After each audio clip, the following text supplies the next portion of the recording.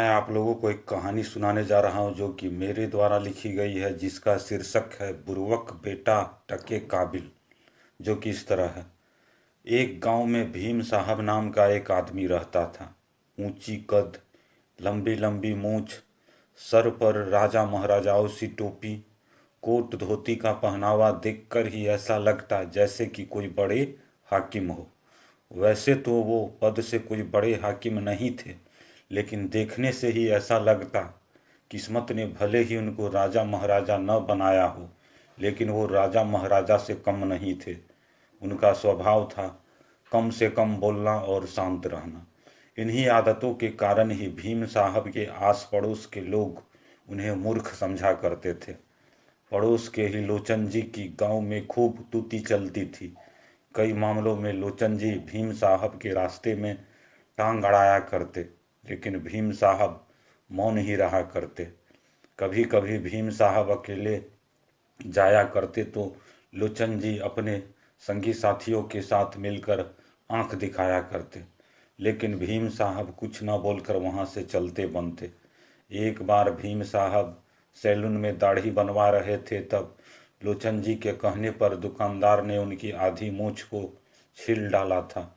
जब इन बातों का पता भीम साहब को एक दिन चला, तब भी वो शांत बने रहे। लोचन जी आए दिन कोई न कोई गलत करतूत किया करते और भीम साहब चुपचाप सहन कर लिया करते।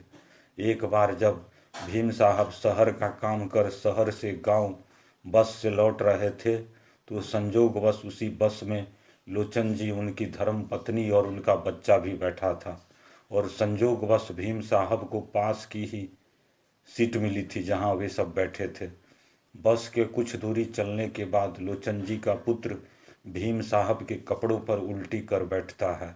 यह सब देख भीम साहब की आंखें लाल पीली हो जाती है और गुस्से भरे शब्दों में कह डालते हैं, आज मैं इस बच्चे को मार ही डालूंगा। यह सुनते ही बच्चे की मां घबरा जाती है और कहती है, लाइए मैं पोंछ देती हूँ। लेकिन भीम साहब यही रट लगाए रहते हैं, आज मैं इस बच्चे को मार ही डालूंगा। बार बार की रट से सभी यात्री और लोचन जी भी घबरा जाते हैं।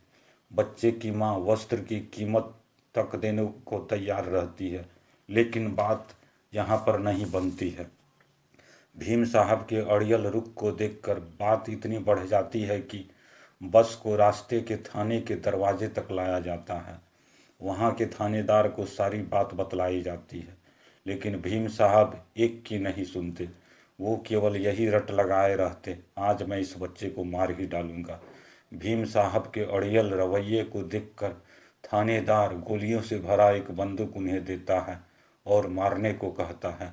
जब ही भीम साहब के बंदूक से बच्चे और लोचन जी पर गोली दागी जाती है, तब ही थाने के थानेदार द्वारा भी भीम साहब पर गोली दाग दी जाती है। इस तरह तीनों के जीवन का अंत हो जाता है। यह कहानी हमें यह सिखलाती है, जो व्यक्ति अड़ियल रवैये के होते हैं उनसे हमेशा दूर ही रहना चाहिए, क्योंकि इन लोगों से केवल विनाश ही होता है।